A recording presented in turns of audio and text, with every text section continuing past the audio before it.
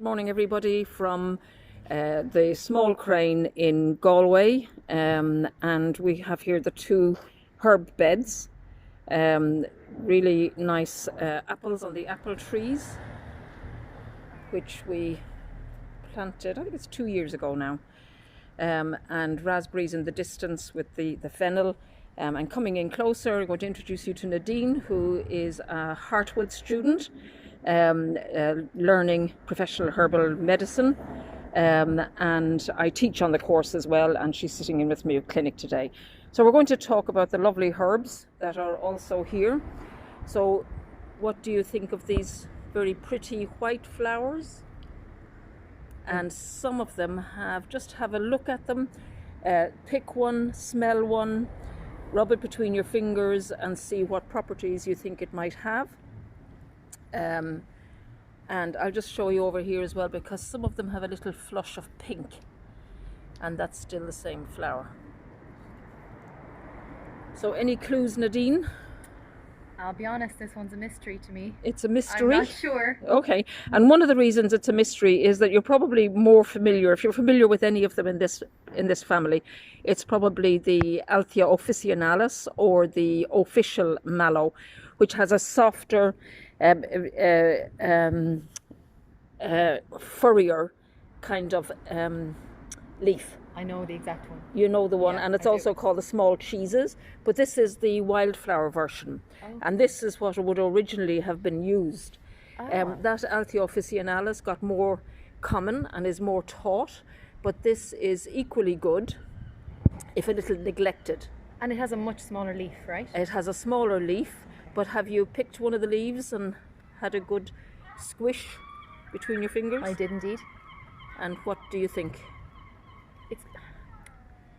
It's not sharp. It's got a very kind of a strong smell, but Right. Not highly aromatic or anything? no, not highly aromatic. No. No. Any hint of a demulcent or a mucilage? I wouldn't be that well. Yeah, it's quite moist, Yeah, very sticky. very moist But and it's sticky. sticky. Okay, yeah, and that's the impression that we're looking for. Now, there's another herb over here, quite a lot of it because it self-seeds. Any ideas about it this the yellow one? Yeah. St. Johns Wort. Right, first time. So can you tell me anything about the St. Johns Wort? As the medicinal properties, Yeah. Or what would you do with that? That's growing in your garden. What would you do with it? I would make sure that it was the correct St. Johns Wort, because Okay. I know there's a couple of false ones. And do you know how to do that? You look for the little holes. Yeah. Is it in the leaves? Yeah. It looks Pick like one little. of the leaves there. It looks like little black dots, but when you put it up to the light, Yeah. you can see through them, like Yeah. the Do you want light. to hold it up to the sky? Yeah, Yeah. yeah. Can And you there's still see? some black dots, but I can see through the little tiny pinholes on it as well. So there's translucent, Yeah, so you can see the light through, yeah. and there's also black dots. The black dots Yeah. contain the oil, Ah, and the translucency is why it's called perforatum. perforatum. Okay. So that's that's how you know this is the Hypericum perforatum. Okay.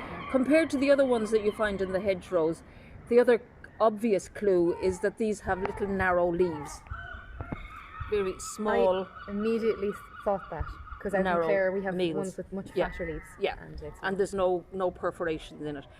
So do you know what part you'd use of this? is What it the would leaves you- and the flowers? The leaves and the flowers, very good, the tops. And just take a bit off there and show us what you think a teaspoon might look like. A full teaspoon. Yeah, Okay. Of the leaves. because and you'd the put a teaspoon in your Okay. 1 cup of tea. I'll actually break it off. Yeah. Yeah, there's plenty of it. Okay. And that's the other tip when you're looking for things from the countryside. There's loads of it. Sure, take a good bitting. I'd as they imagine say in maybe Connemara. that, maybe a little more. Once you take all the leaves. No, and I you would strip say them. that's about 3 teaspoons. Oh, Yeah, wow. strip those off, Right now. Okay. and you'll just see, or even in your head. Yeah, there you go. Oh yeah. Right. And So does is it have that to be about a dried? do you know? teaspoon? No, it doesn't have to be dried. This is why I like doing the videos with the students, because Okay. they ask all the questions that need to be answered. Yeah.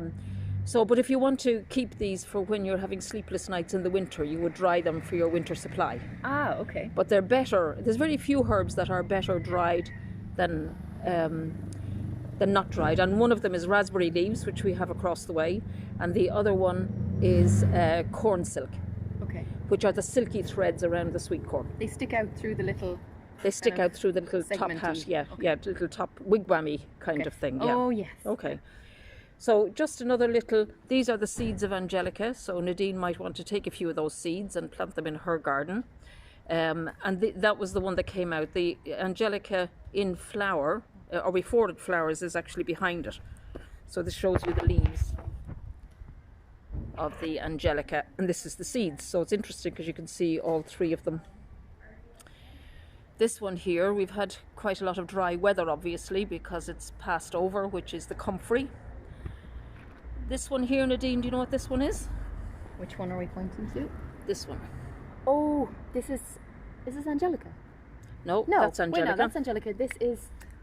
Oh, it's got a very beautiful name. I can't remember. Oh, no, you go first. Lady's mantle, Ladies' mantle. Alchemilla vulgaris. Okay, so and this is used in gynecology primarily, but it's also good for leaky gut. Anything that needs that has a congestive element.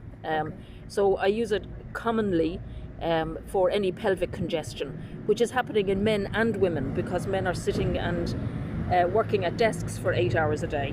My last patient worked 10 to 12 hours a day, mostly at a computer, but some of it standing up. Now, do you want a nice smelly one there? Oh, beautiful.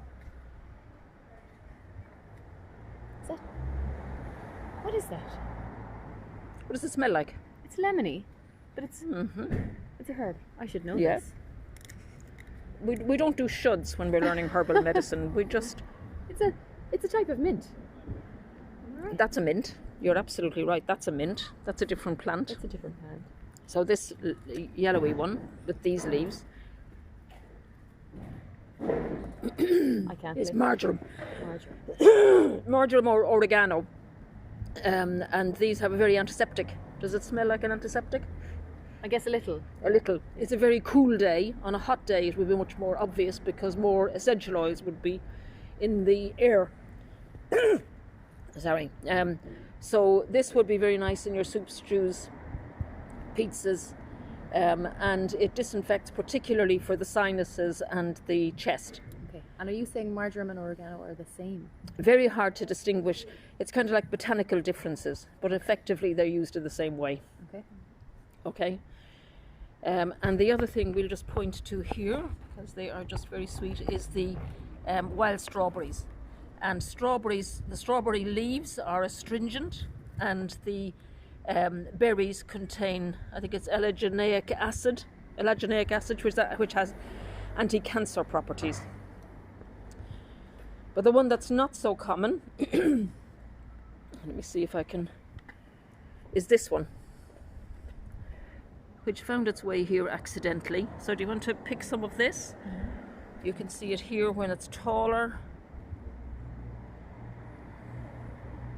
Oh, it's. And what do you think of that smell? It's gorgeous. I know it, but I can't place it again. It is nice, highly aromatic. Yeah, gorgeous. And this is Artemisia vulgaris. All the Artemisias are highly, highly aromatic.